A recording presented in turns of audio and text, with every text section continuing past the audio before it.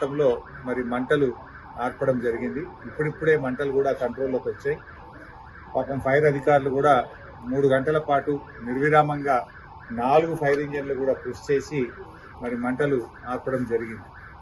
అయితే నేను ఇక్కడికి వస్తున్న క్రమంలోనే రాష్ట్ర ఉప ముఖ్యమంత్రి వర్యులు, విద్యుత్ శాఖ మంత్రివర్యులు బట్టి విక్రమార్క గారికి కూడా ఈ సంఘటన విషయాన్ని వారికి తెలియజేసి మరి రాష్ట్ర స్థాయిలో కూడా ఉన్నత అధికారులను హైదరాబాద్ నుంచి పంపించాలని, వెంటనే విద్యుత్ సరఫరా పునరుద్ధరించడానికి అవసరమైన చర్యలు తీసుకోవాలని బట్టి విక్రమార్క గారిని కూడా కోరడం జరిగింది.